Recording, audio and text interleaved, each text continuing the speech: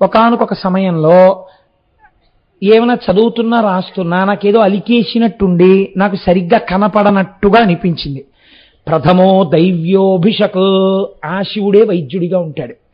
ఇందులో ఉన్న ఏ ఇంద్రియము యొక్క శక్తి ఎంత తగ్గడం వల్ల చూడలేకపోతోందో వాడు పసిగడతాడు. ఇప్పుడు ఆయన ఏం చేశాడు, దీని ముందో అద్దం పెట్టాడు. ఎటువంటి అద్దం పెట్టాలో అటువంటి అద్దం పెట్టాడు. ఇప్పుడు మళ్ళీ కనబడుతోంది. అలా నీ కన్ను చూడలేకపోతోంది, చదవలేకపోతోంది అని చూస్తున్నది ఎవరు? ఇప్పుడు నాకు చెప్పండి, మీ కన్ను చూసినప్పుడు చూసింది అన్నారండి, మీ ఆవిడ ప్రేమగా తలంటి పోసిందో రోజున పండగ నాడు కళ్ళ నిండా కుక్కుడికాయ పులిసే. కాబట్టి ఇప్పుడు బయటికి వచ్చారు, వచ్చి కూర్చున్నారు. ఏమంటే ఎంత మంచి సీరియల్ వస్తుందో, మీకు ఇష్టమైన పాట వస్తుంది చూడండి అంది. ఏమి చూడ, నా ప్రారంధం, 2 కళ్ళ నిండా చింతకాయ పులుసు, చూడలేకపోతున్నాను, కళ్ళు విప్పన్నాడు. కళ్ళు విప్పి నేను చూడలేకపోతున్నాను, కళ్ళు బాధపడుతున్నాయన్న విషయాన్ని చూస్తున్నది ఎవరు? ఏది బాధకి అతీతముగా ఉండి చూస్తుందో అది బాధని తెలుసుకుంటుంది కదండి. దానికి బాధ ఉంటే అదేం తెలుసుకుంటుంది? ఇక్కడ నిప్పెడుతోందని తెలుసుకోవాలంటే అది ఎప్పుడూ నిప్పి పొందనిది ఏదుందో అది సాక్షిగా నిప్పెడుతున్న దాన్ని చూస్తుంది. ఇది పెరుగుతోంది అని తెలుసుకోవాలంటే తరగడం తెలియనిది పెరుగుతున్న దాన్ని తెలుసుకుంటుంది. ఈ జుట్టు తెల్లబడిపోతోందని తెలుసుకోవాలంటే తెలుపు నలుపులకు అతీతమైంది మారుతున్న రంగుని తెలుసుకుంటుంది. అది సాక్షి, అది స్ఫురత్, అది తెలుసుకుంటోంది. ఆ తెలుసుకుంటున్నది స్కానింగులకు, కెమెరాలకు, టీవీ సెట్లకు, డాక్టర్లకు కూడా అందదు. ఆ తెలుసుకుంటున్నదేదో అది ఆత్మ, అది ఇక్కడున్నది, అది నీవయ్యున్నావు. తత్వం అసి, ఇప్పటి వరకు ఇది నేను అది వేరన్నది అదే నీవయ్యున్నావు. ఈ జ్ఞానము కలిగింది. కలగగానే పశువునకు పశుపతికి అభేదం, తాడు తెగిపోయింది. పాశం విప్పేశాడంతే. ఆయన విప్పేగానే ఏమైపోయింది? పశువు పశుపతి ఏకమైపోయారు. ఈ సత్యము ఎరుకలోకి రావాలి గురుబోధ వల్ల. ఈ సత్యము చెప్పిన వాడెవరో బాగా నాటుకుంది, అంతే, అయిపోయిందంతే. వాడి జీవితం జ్ఞానం. జ్ఞానాదేవత కైవల్యం, ఇక్కడే ఇప్పుడే మోక్షాన్ని పొందేశాడు. ఇదెంత చిత్రంగా ఉంటుంది. రామకృష్ణ పరమహంస ఒక విషయం చెప్తుండేవారు. ఒక పెద్ద పులిని సింహం తరిమింది, నిండు గర్భిణి. అది పరిగెత్తి పరిగెత్తి పరిగెత్తి పరిగెత్తి ఒక ఏట్లో దాటబోయి ఆ ఏటిలో పడి మరణించింది. బలవంతముగా ప్రసవమైపోవడంలో పుట్టిన పిల్లల్లో కొన్ని చచ్చిపోయాయి. ఒక్క పిల్ల కొట్టుకెళ్ళి దూరంగా అరణ్యంలో ఓ నీటి ఒడ్డున చేరింది. అక్కడ మేకల మంద తిరుగుతోంది. ఇంత చిన్ని పులి పిల్ల.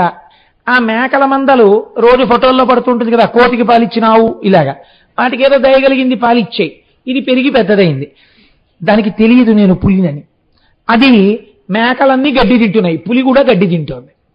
ఇప్పుడు ఈ మేకల మధ్యలో పులి వాటితో పాటే తిరుగుతుంటుంది.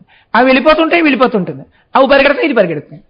ఒకానొక నాడు ఒక పెద్ద పులి కొండ శిఖరం మీద కూర్చుని చూసింది. ఇదేమిట్రా, మన జాతి పులి మేకలతో తిరుగుతోంది ఏంటి, అది మేక కాదు పులి అని దగ్గరకు వెళ్ళింది. మేకలన్నీ పరిగెడుతున్నాయి, పులి పరిగెడుతోంది. ఎందుకని? దానికి మేకలని దాని ఆలోచన. పరిగెడుతోంది, చంపేస్తుంది పులిని, మేకలు పరిగెడుతున్నాయి, దానికి అదే భావన పరిగెడుతోంది. ఈ పులి వచ్చి మేకలను వదిలేసి దీన్ని అట్టుకుంది. అమ్మో నన్ను చంపేక నీ మొహం వేస్తా, నిన్ను చంపడం కాదు, నువ్వు పులి అంది. కాదండి నేను మేకని. నువ్వు మేకవేమిటే, నువ్వు పులివి, నీకు నాకు భేదం లేదు అంది పులి. అయ్యా అలా అనకండి, మీరు ఎలాగో చంపేస్తారు, మళ్ళీ ఈ పరాచికారు కూడా ఏంటండి నాతో అంది. సరే రా నీకు చూపిస్తానని ఒక నీటి ఒడ్డుకు తీసుకెళ్ళింది. చూడు నీళ్లలో నీడ, ఎలా ఉన్నావు? నిజమేనండో, మీకున్న చారలే నాకు ఉన్నాయి, మీకున్న కూరలే నాకు ఉన్నాయి, మీకున్న మీసాలే నాకు ఉన్నాయి, మీకున్న పంజాలే నాకు ఉన్నాయి. ఏది నేను అరుస్తాను అలా అరిచింది. చూడు ఇప్పుడు నేను పరిగెత్తుకెళ్ళి మేకను పట్టుకుంటాను, అలా పట్టుకో నువ్వు కూడా అంతే. ఇప్పటి వరకు మేకల్లో మేక, నేను పులిని అని తెలియగానే ఇంకా మేక ఉందా? పులి అయిపోయింది. ఇప్పటి వరకు నువ్వు జీవుడు అనుకున్నావు, నీకు సత్యం తెలిసింది, పాశం పోయింది, నువ్వు పశుపతి అయిపోయావు, నువ్వే ఈశ్వరుడు అయిపోయావు. ఇదే తత్వమసి, ఇదే మహావాక్యం. ఈ మహావాక్యమును ఆవిష్కరించి నిన్ను శివుడను చేస్తున్నాడు ఆయన. ఇక్కడే ఇప్పుడే నువ్వు శివుడిగా నిలబడిపోతున్నావు ఆ జ్ఞానము చేత. అలాంటి దర్శనాన్ని మీకు అనుగ్రహించడానికే ఈ జ్ఞానమును ప్రచోదనం చేసేవాడు నందీశ్వరుడు. దీన్ని అనుగ్రహంగా మీరు తెచ్చుకోవాలి. ఎలా తెచ్చుకోవాలి అంటే మహానుభావుడు ఈ నందీశ్వరుడే చిత్రం ఏమిటో తెలుసా అండి, భక్తితో జ్ఞానమునకు వెళ్ళాలి. అందుకే నందీశ్వరుడు ఆశ్చర్యం ఏమిటంటే మన ఆంధ్రదేశానికి వచ్చి నంది మండలము అని ఒక ప్రాంతం, అక్కడ నవనందులుగా తపస్సు చేశాడు. అవే నంది, నాగనంది, శివనంది, కృష్ణనంది, మహానంది, గరుడనంది, గణేశనంది, సోమనంది, భానునంది, 9 నందులుగా నవనందులుగా నంది మండలంలో తపస్సు చేశాడు. అందుకే ప్రతి నంది తపస్సు చేసిన చోట ఓ శివలింగం ఉంటుంది.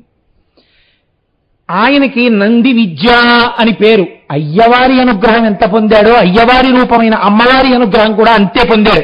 రేపు మహాశివరాత్రి నాడు మీకు ఇచ్చే మూర్తిని చూద్దురు గాని ఆశ్చర్యపోతారు. ఆ పంచసామ్యములు ఏమిటో రేపు చెప్తాను చూద్దురు గాని అసలు ఆ మూర్తిని కొంతసేపు మీరు అలా చూడాలి. అటువంటి మూర్తిని మీకు ఇవ్వబోతున్నాం. కాబట్టి ఇప్పుడు మహానుభావుడు నంది విద్య, అయ్యవారి అనుగ్రహం పొందినవాడు అమ్మవారి అనుగ్రహం పొందేసినట్టే. అమ్మవారు తన యొక్క విద్యా రహస్యాన్నంతటినీ నందికి చెప్పింది, నంది లోకమునకు చెప్పాడు.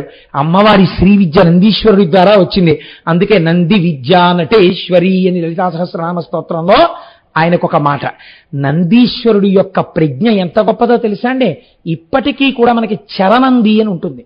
స్థిరనంది అంటే కదలదు, చరనంది అంటే కదులుతుంది. శివాలయాల్లో పూర్వం 2 నందులు పెట్టేవారు, ఒకటి స్థిరనంది, ఒకటి చరనంది.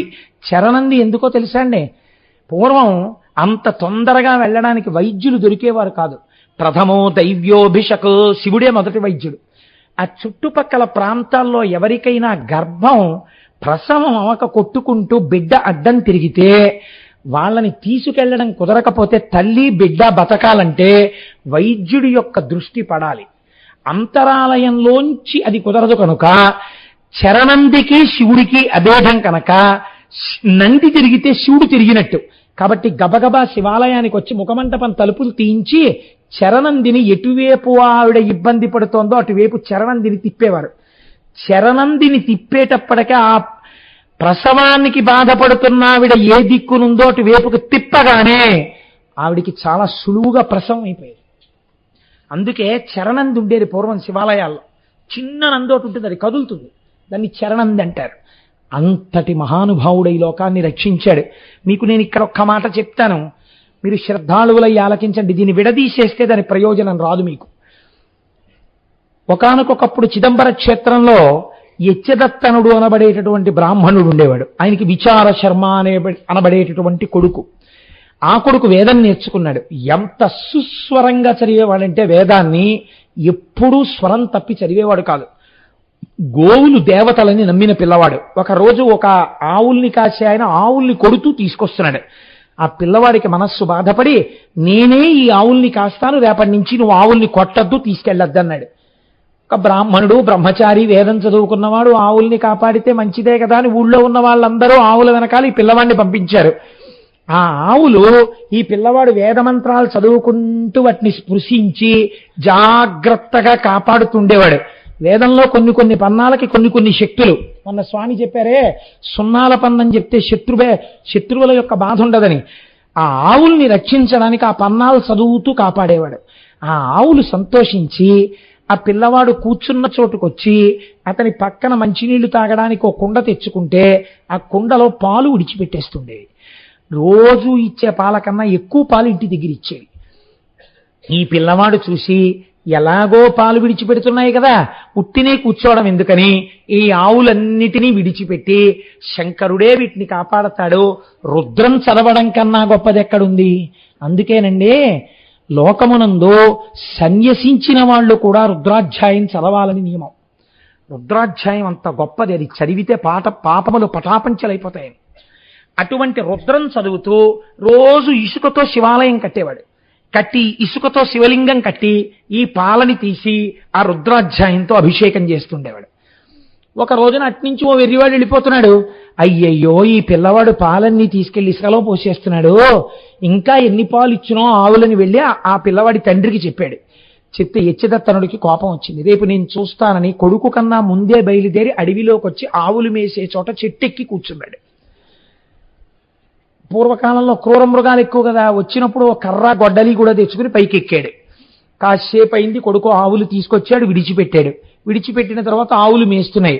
ఈయన సైకత లింగాన్ని తయారు చేసి సైకత ప్రాకారములతో శివాలయ నిర్మాణం చేశాడు. శివాలయ నిర్మాణం చేసి చక్కగా ఈ ఆవులు తమంత తాముగా విడిచిపెట్టిన పాలతో అభిషేకం చేసుకుంటున్నాడు రుద్రంతో. మనస్సు లయమైపోయింది. నోటికొచ్చినదేమో ఆ రుద్రం చదువుతూ పరవశించిపోతూ సైకతలింగానికి అభిషేకం చేస్తున్నాడు. అన్నన్నా అతను చెప్పింది నిజమే, వీడు ఇసుకలో పాలు పోస్తున్నాడని దూరంగా చెట్టు మీద ఉన్న తండ్రి దిగి పరిగెత్తుకుంటూ వచ్చి పెద్ద పెద్ద కేకలేసి పిల్లాన్ని భుజాల మీద కొట్టాడు. ఆయనకి బాహ్యస్మృతి లేదు, అభిషేకం చేస్తున్నాడు. చేస్తుండగా కోపం వచ్చిన తండ్రి తన కాలితో సైకతలింగాన్ని తన్నాడు. అది చిన్నాభిన్నం అయిపోయింది. ఎప్పుడైతే శివలింగం చిన్నాభిన్నమైందో పిల్లవాడికి బాహ్యస్మృతి వచ్చింది. ఆ తండ్రి వచ్చినప్పుడు గొడ్డలు అక్కడ పెట్టాడు. ఈ పిల్లవాడు వచ్చినవాడు తండ్రా ఇంకోట చూడలేదు. ఏ పాదము శివలింగాన్ని తందిందో ఆ పాదము ఉండడానికి వీల్లేదని గొడ్డలి తీసి 2 కాళ్ళు నరుక్కుపోయేటట్టు విసిరాడు. తండ్రి 2 కాళ్ళు తొడల వరకు తెగిపోయాయి, కింద పడిపోయాడు. నెత్తుటి ధారలు కారిపోతున్నాయి. చూశాడు కొడుకు. శివలింగాన్ని తన్నినందుకు నువ్వు ఈ ఫలితం అనుభవించవలసిందే అన్నాడు. నెత్తురు కారి తండ్రి మరణించాడు. ఆశ్చర్యం ఏమిటో తెలుసా అండి? ఆ చిన్నాభిన్నమైన సైకతలింగములోంచి పార్వతీ పరమేశ్వరులు ఆవిర్భవించాడు. ఆవిర్భవించి నాయనా ఇంత భక్తితో మమ్మల్ని ఆరాధించావు, అపచారము జరిగిందని తండ్రిని కూడా చూడకుండా కాళ్ళు నరికేశావు. మనుష్యుడవై పుట్టి తపస్సు చేయకపోయినా వరం అడగకపోయినా నీకు ఒక వరం ఇస్తున్నాను. ఇవాల్టి నుంచి నీవు మా కుటుంబములో 5వ వాడవు. నేను పార్వతి, గణపతి, సుబ్రహ్మణ్యుడు, 5వ స్థానం చండీశ్వరుడిదే. నిన్ను చండీశ్వరుడని పిలుస్తారు. ఇక నుంచి సాధారణంగా లోకంలో వివాహం అయిపోతే ఒక లక్షణం ఉంటుంది. భర్త గారు ఏదైనా పదార్థాన్ని కొంత తిని కొద్దిగా విడిచిపెడితే దాన్ని ఏమంటారంటే పత్నీ భాగము అని పిలుస్తారు. భార్యకి దాన్ని తినే అధికారం ఉంటుంది. ఎవరు పడితే వాళ్ళు తినకూడదు. అలాగా భార్యకు ఒక్కదానికే అధికారం ఉంటుంది. అది పత్నీ భాగం. కానీ శంకరుడు ఎంత అనుగ్రహించేశాడో తెలుసా అండి? పార్వతి, నేను ఇవాళ చండీశ్వరుడికి ఒక వరం ఇచ్చేస్తున్నాను. నువ్వు నాకు భోజనం పెడతావు కదా అంతఃపురంలో, నేను తిని విడిచిపెట్టిన పదార్థాన్ని చండీశ్వరుడు తింటూ ఉంటాడు, వేరొకరు తినరాదన్నాడు. గణపతి, సుబ్రహ్మణ్యుడు తినడానికి వీల్లేదు, చండీశ్వరుడు తినాలి. ఆ చండీశ్వరుడు ఎప్పుడు శంకరుణ్ణి ధ్యానం చేస్తూ ఉత్తరముఖంలో కూర్చుని ఉంటాడు. ఆయన ధ్యానమునందు ఉంటాడు కాబట్టి ఇదే శంకరాచార్యుల వారు సౌందర్యలహరిలో చెప్పారు, నివృత్యై చండాంశ త్రిపురహర నిర్మాల్య విముఖై.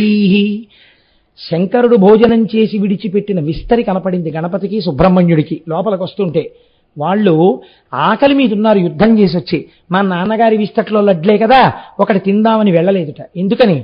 ఇది త్రిపురహర నిర్మాల్య విముఖై, శివుడికి నివేదన చేయబడింది, చండీశ్వరుడికి చెందాలి, ఆయన భుక్తశేషం కాబట్టి మేం తినకూడదని వదిలేశారట. అప్పటి నుంచి ఇప్పటి వరకు లోకమునందు సదాచారం ఏమిటో తెలుసా అండి? చండీశ్వరుడు బహిర్ముఖుడై ఉండడు, నందీశ్వరుడిలాగే ఆయన కూడా. ఆయన ఇలా కళ్ళు మూసుకుని ఉంటాడు, ఎప్పుడు శివధ్యాన తత్పరుడై ఉంటాడు. ఆయన్ని పిలిస్తే కోపం వస్తుంది ఆయనకి. అందుకని ధనిశ్చండు అని పేరు. చాలా మంది తెలిసి తెలియక ఎంత పిచ్చి పనులు చేస్తారంటే, శివాలయంలో కొట్టిన కొబ్బరికాయ ఇంటికి తీసుకెళ్ళకూడదంటే గోడల మీద పెట్టి వెళ్ళిపోతుంటారు. మహాదోషం, ప్రసాద తిరస్కారం. అలా వదిలిపెట్టి వెళ్ళకూడదు. శాస్త్రం ఏం చెప్పిందంటే ఆయన ధనిశ్చండు, వెళ్ళి అనాలంతే, చిటిక మాత్రమే వెయ్యాలి. అందుకే ఆయనకి చిటికల చండీశ్వరుడని పేరు. చిటిక వేస్తే ధ్యానమనందున్నవాడు కళ్ళు విప్పి కోపంగా ఇలా చూస్తాట. మీకు శివాలయంలో ఏదో ఒక పత్రమో, పుష్పమో, కొబ్బరి చెక్కో, అరటిపండో ఏదో ఇస్తారు మీకు. దాన్ని వెంటనే మీరేమనక్కర్లేదు, ఇలా అనాలి, ఇలా అని ఇలా అనాలి. అంటే ఆయన చూస్తాట, ఓహో మా స్వామిని ఆరాధించావా, ప్రసాదం తీసుకున్నావా, సరే తీసుకెళ్ళు అంటట. ఆయనకి చూపించిన తర్వాత పూర్ణాధికారం, మీరు తీసుకెళ్ళచ్చు. ఎందుకని లోపల శివుడికో ముక్కు ఉండిపోయింది, మీరు ఇచ్చిన దాంట్లో కొంత ఉండిపోయింది, అది తిన్న దాంట్లో శేషం చండీశ్వరుడికి వెళ్తుంది. మీకు ఇచ్చినది ప్రసాద రూపము. మీరు గుడి యందు విడిచిపెట్టి వెళ్ళిపోతే మీ కోరిక తీరదు. ప్రసాదం అనుగ్రహం. అందుకే ప్రసాదం వదిలేస్తే సత్యనారాయణ స్వామి బ్రతకథలో పడవ మునిగిపోయింది. ఆయన శాడిస్తే ఏంటి పడవలు ముంచేయడానికి. ఈశ్వరానుగ్రహం వద్దన్న వాడికి సుఖం ఎక్కడి నుంచి వస్తుంది? మళ్ళీ తెలుసుకుని ప్రసాదం తింటే పడవ పైకి లేచింది అంటే ఏమిటి? ఈశ్వరానుగ్రహాన్ని కోరుకోవాలి. నువ్వు ఎలా వదిలేస్తావు కొబ్బరి చెక్క? వదలకూడదు. నంది మీద పెట్టడం కాదు, చండీశ్వర స్థానమునందు విడిచిపెట్టాలి. అందుకని నివృత్యై చండాంశ త్రిపురహర నిర్మాల్య విముఖై. కొంతమంది నేను చూస్తూ ఉంటాను, అక్కడికి వెళ్ళి చాలా నిర్లక్ష్యంగా నిలబడి అసలు మెట్లెక్కరు, అటువైపు నుంచి తిరిగి వచ్చేసి అంటారు. నేను ఒకసారి అడిగాను, ఎందుకండి అలా కొడుతున్నారు అని అడిగాను. ఆయనకి చెవుడండి అన్నారు. ఓహో, మీరు ప్రాజ్ఞులు, మీకు లేదు అవకారం ఎప్పుడో వచ్చి ఇలా కొట్టడానికి. శంకరుణ్ణి నమ్ముకొని అంత పక్కన కూర్చున్న వాడికి చెవుడు వచ్చింది. మీకు చెప్పుంటాడు ఎప్పుడు ఆయన పాపం. అందుకని మీరు తప్పట్లు కొడితే తప్ప ప్రారంధం ఆయనకి కళ్ళు విప్పడం. మీరు తప్పట్లు కొట్టోసారి ఇలా చూసి వెళ్ళిపోతే అబ్బాయి అంత దృష్టవంతుండిరా, ఇవాళ నీ మొహం చూశాను ఆయన పొంగిపోతుంటాడు. నీకో బొట్టెట్టుకో, ఓ విభూతి ఎట్టుకో, కానీ నీ మొహం చూసి ఆయన పొంగిపోవాలి. ఇది నీ ప్రవర్తన. దీనికి చండీశ్వరుడు నీకు ప్రసాదం ఇచ్చేయాలి, నీకు శివుడు ప్రసాదం ఇచ్చేయాలి. ఎందుకు ఇచ్చేయాలి? ప్రవర్తన తెలుసుకో, శైవాగమం తెలుసుకో, ఎలా నడువడి ఉండాలో తెలుసుకో. చిటిక మాత్రమే వెయ్యాలి చండీశ్వర స్థానం అనందు. తప్పట్లు కొట్టడం, ఆయనకి చెవుడు అనడం, నీకు తెలియకపోతే పేడాపోయేది, ఈ మాటలు కూడా ఎందుకు? కాబట్టి అంతటి పరమపావనమైన స్థితికి చేరినవాడు చండీశ్వరుడు. శివ కుటుంబానికి ఉన్న గొప్పతనం ఏమిటో తెలుసా అండి? కడుపున పుట్టిన వాళ్ళకన్నా ఆయన అనుగ్రహాన్ని పొందినటువంటి పైవాళ్ళు పెద్ద స్థానంలో ఉంటారు. అందుకే మీరు చూడండి, ద్రవిడ దేశమునందు పెద్ద పెద్ద శివాలయాల్లో ఊరిరిగింపు తీస్తే నందీశ్వరుడు వెళ్ళడు, నందిని తీసుకెళ్లరు. చరమూర్తుల యందు ఉత్సవమూర్తుల్లో ఎవరుంటారంటే చండీశ్వరుడు ఉంటాడు. పార్వతీ పరమేశ్వరుడు, గణపతి, సుబ్రహ్మణ్యుడు, చండీశ్వరుడు ఈ ఐదింటిని ఊరిరింపుగా తీసుకెళ్తారు. చండీశ్వరుడిది 5వ స్థానం ఇచ్చారు. అంతటి మహానుభావుడు శివుడు, అంతటి మహానుభావుడు చండీశ్వరుడు, అంతటి మహానుభావుడు నందీశ్వరుడు. ఒక్కసారి మనం శివాలయంలో ఇలా గడప దాటి లోపల అడుగు పెడితే అటువంటి మూర్తుల్ని దర్శనం చేసి, శివలింగ దర్శనం చేసి అమ్మవారిని చూస్తాం. మన భాగ్యమే భాగ్యం. అందుకే శివాలయం, విష్ణు ఆలయం ఈ రెండూ లేని ఊరు పూర్వం ఉండేది కాదు. ఈ రెండూ ఉండి తీరాలి. అంతటి సౌభాగ్యవంతమైన దేశం మన దేశం. కాబట్టి వాటి రోజున మనం చక్కగా విషయాల్ని తెలుసుకోగలిగాం. రేపటి రోజున మీకు ఆ శివలింగ ఆవిర్భావము, శివలింగం అనగానేమి, లింగారాధన అనగానేమి, ఈ విషయాలని గురించి ప్రస్తావన చేస్తాను. వీలైతే గోపాలకృష్ణ గారు దానికి అవకాశం ఉంది అని అంటే రేపటి రోజు ఉపన్యాసం అయిపోయిన తర్వాత ఇంకొక 1000 టోకెన్లు ఇచ్చే ప్రయత్నం చేస్తాం.